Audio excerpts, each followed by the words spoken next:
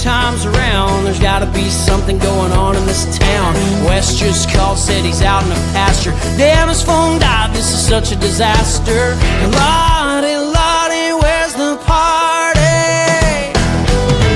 Line waits and rushes, heartaches and crushes. Bad blood, no love's gonna be. Yo, what is up, Pulse Nation? Welcome back to another episode of the Winning Pulse. Today, we're going to go to the Eastern Front of the new Pac-12. We'll go all in on the Texas State Bobcats men's basketball program. Talk a little bit about their history from their NAIA Championship roots in San Marcos all the way to the just wrapped up 2025-26 season. And then we'll talk about the exciting roster that they've built for the 26-27 season. Their first year heading to the new Pac-12. So if you're a Bobcat fan joining us, or if you're just a Pac-12 fan looking to get educated about a new program, to many of us, very much a new program to me. That's why I wanted to go deep. This one is for all of us. But hey, before I start, I just want to thank everybody for all the great support you're giving the channel. Last week was fun. Lots of great comments from people after every video, suggestions for future shows. Just to let you know, tomorrow's show is based on a suggestion from one of you, from one of the members from the community. The views are way up. Subscriber base is way up. We're heading toward that magic number of 1,000 subscribers. At the current rate, we're on pace to hit that number by the start of the 26-27 season. So in November, that would make me very, very happy. So anyway, thank you so much for the support. I always talk about this being my channel, but our show. This is really a community of people. This show is for all of us. That's why I do it live. I love live comments. I love to respond to them. I like the interaction. I like the comments after for people who don't have the time to watch the video live. So anyway, hey, let's jump straight in. Let's start taking a look at the Bobcats. They've been balling since 1920. Their golden era, the halcyon days of the program, came in the NAIA days back in the Lone Star Conference. They racked up 9 regular season titles, 2 tournament crowns. They had 2 Final Fours in the NAIA. And in 1960, they won an NAIA National Championship under Coach Milton Jowers. And it's a big deal. Anytime you win a national championship at any level, that is a big deal. They fast forward to 1987. They joined Division I in 1987. They became members of the Southland Conference, made 2 NCAA tournament appearances while members of the Southland Conference. Of course, you had to win the conference back then. It's a one-bid league, small league, one-bid league. 1994, they went in as a 15 seed in the NCAA tournament. They faced number 2 UMass in the first round and lost as expected. That UMass team, some of you might remember that UMass team, coached by a young man, a young coach named John Calipari.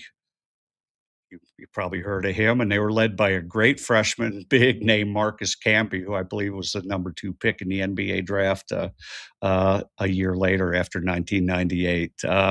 So that was their first trip. Second trip, 1997, they went in as a 16 seed. They took on a number 1 seed, Minnesota, and lost.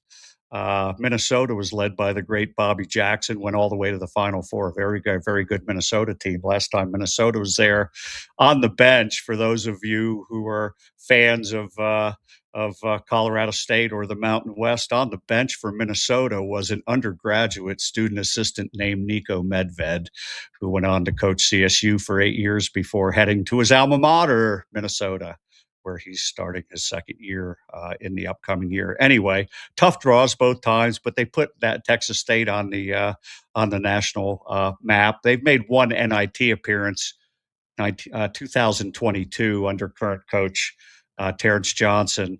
Lost at North Texas State in the first round. But, you know, they started in the Southland, and they actually, believe it or not, they spent a short amount of time in the Western Athletic Conference, in the WAC. A lot of teams that are heading to the Pac-12 have spent time in the WAC. We know all about the WAC. the WAC sprung out the Mountain West, and then some other teams joined the WAC before coming to the Mountain West. So anyway, after that brief WAC stint, they hit the Sun Belt Conference, and they've been in the Sun Belt since 2013. Texas State won back-to-back regular season titles in 2021 and 2022, and have started building a level of steady, not outrageous, but steady success. All-time record, a little over 1,400 wins, 1,200 losses. Now they're stepping up. This is a big step up into the Pac-12 with the invitation coming for the 26-27 season. It's a river town located on the San Marcos River. It's a big step up. So let's talk. Let's just catch up a little bit on last year's team, 25-26, solid, 19-13 overall, 11-7 in the Sun Belt, tied for second. It was a five-way tie for second in the Sun Belt. Averaged about 74 points a game. Very stingy on defense. Very good defensive program.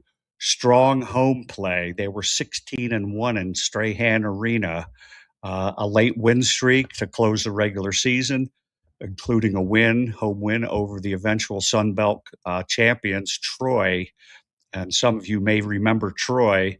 Those are the guys that went into Viejas Arena and beat the San Diego State Aztecs in double overtime. So they are very capable of beating good teams, and especially at home.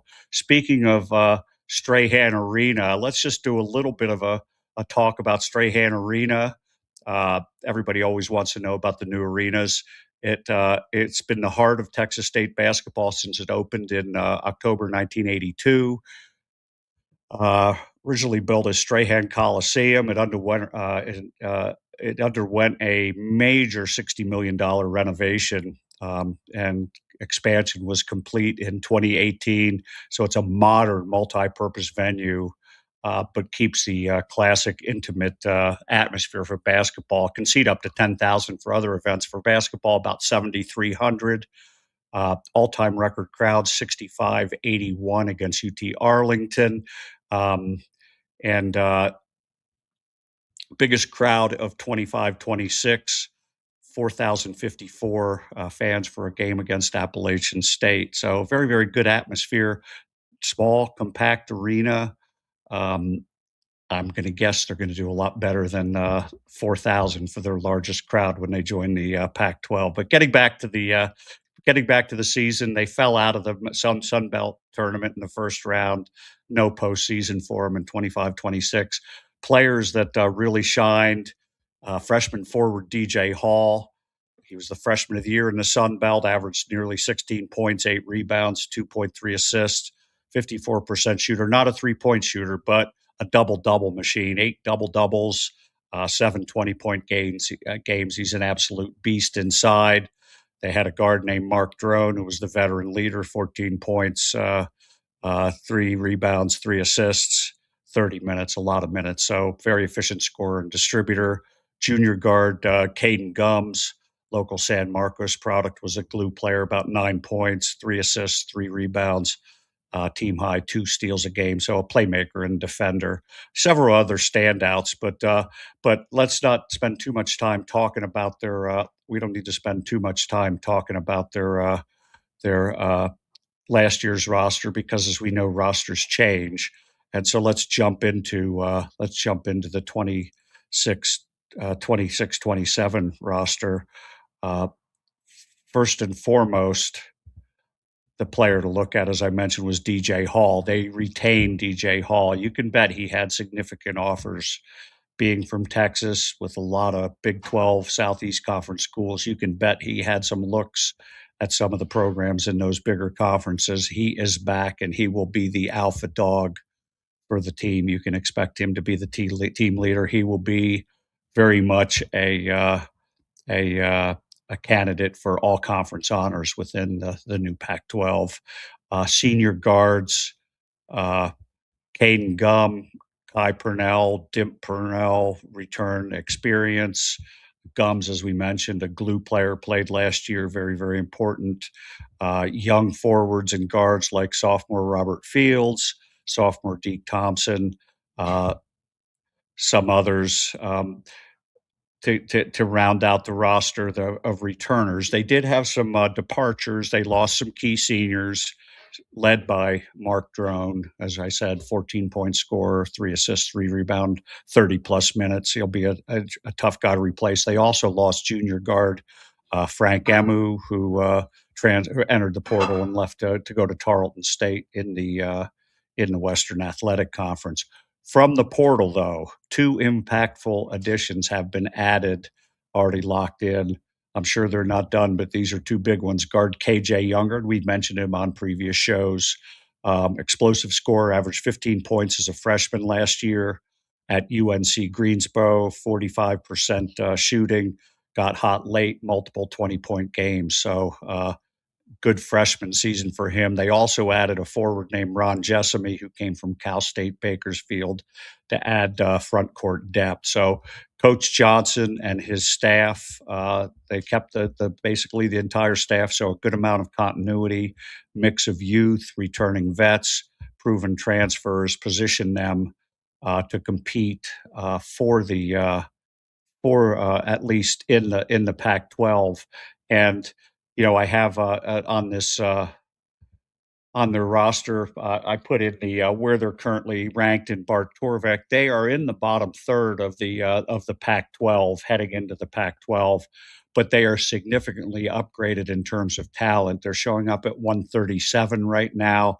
Last year, they were well over 200. They're between 200 and 250 for most of the year. So they have upgraded their roster, and they will be a little more than competitive. The one thing I didn't mention, I don't think I mentioned, they were 16-1 at home last year, and that's it doesn't matter what level you're playing at. When you can protect the home court, you will be a dangerous team to go play, and you will strengthen a conference when you do that. So, speaking of home court, that will be the show tomorrow. We will talk about the home courts tomorrow, and it'll be a fun show. We'll rank the home courts, and I'll pick my favorite. Anyway, so anyway, let's take a look at the comments. We've got some comments out here. Here we go. Texas State used to be known as Southwest Texas State. A few national titles in football as well. Looking forward to, yeah, we're all excited. It'll be fun. It is the Eastern flank, and we sometimes forget about them, but they are Central Time Zone as well. We span 3 time zones. So here we go. I realize NIL budgets are all rumor and not known with generally accepted accounting. But I think the scope of NIL budgets discussed publicly is roughly accurate. It's interesting to hear rumors and stuff. I hear a little bit more about CSU than I hear about, but I do hear from about what other schools are basically at. I do have I know some pretty good sources at other schools, and the numbers are pretty interesting. Here we go. Another comment. Bobcats may be surprisingly better than many might expect. 137, a solid ranking.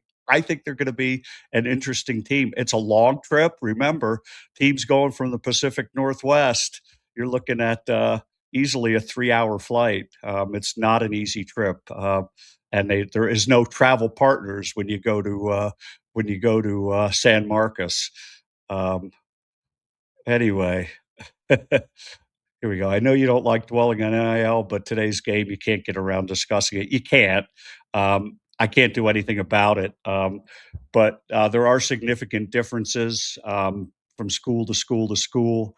Gonzaga getting a full share of TV revenue from the Pac-12 conference does have one advantage. They are a basketball school. All the other schools are putting money into football and focusing on football.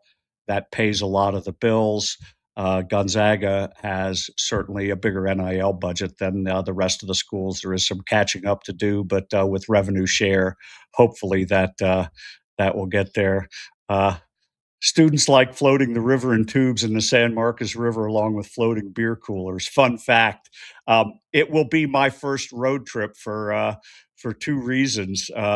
Number one, I'm looking forward. I've heard nothing but great things about San Marcos. And it is a fun, it is a college town, big university, but a small town, a small city.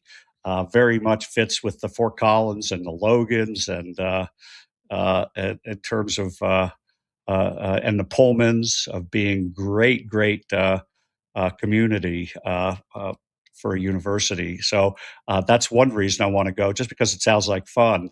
Number two, my puppy Bowen, who's almost being eyed by a bobcat in the in the background. Bowen sanding over the subscribe button. Uh, Bowen was born in New Braunfels, born and bred in New Braunfels, Texas, which is 20 miles from San Marcos. So we will get a chance to meet up with Bowen's breeder. We're excited to see not just his breeder, but Bowen's mom and dad. We've never met the mom and dad, but we will meet them as well. So anyway, it will be a fun trip. They are a welcome addition. Let's get back with it's time to close. So we've talked. They've gone, like I said, history of NAIA champs, Pac-12 newcomers. This is a new chapter, and it's an exciting new chapter. So I'm looking forward. Let me know in your comments. Those of you who are watching afterward, bold predictions. What do you think? Where do you think they're going to finish? What do you think they're going to do? I got one more comment. You're lucky, Steve. Fort Collins is a fantastic place to live. Used to live nearby in Greeley. I used to work in Greeley. I worked for Hewlett Packard over in Greeley. We had a nice big facility over there. But yeah, it is a fantastic place to live. I live here. That's why I moved here. I moved here from the Bay Area. Had a chance to go to San Diego. I worked for HP. I love San Diego, by the way. But we chose Colorado, and we've been here since 1985. So I am excited to be here. But the Mountain West had great communities. The Pac-12 is unbelievable. It really is. You got big cities like San Diego, small communities like San Marcos, and anything in between. The Corvalises of the world are great. The Pullmans, the Spokanes, Boise, Logan, Fort Collins. Who am I forgetting? Fresno. Yeah, they're all great communities, and it's going to be exciting and a lot of great road trips, and I can't wait. So anyway, hey everybody, thank you for participating. Let me know. Let me know about your what you're thinking with your comments. Hit the like button. Everybody's been great about hitting the like button. Like I said, subscribe. We'll keep doing some more deep dives. Click on the notification bell so you get notified. And for tomorrow, I want everybody be here live, folks. Come with your boxing gloves, because tomorrow, as I said, I'm acting on a suggestion from somebody of a show to do. We are going to talk about what schools have the best home court advantage, and I'm going to make my selection. So come with your boxing gloves. We should have a fun fight. We have a lot of great home courts in this new conference. So anyway, we'll catch everybody tomorrow on the Winning Pulse. Remember, until tomorrow, drive fast, take risks. Peace, everybody.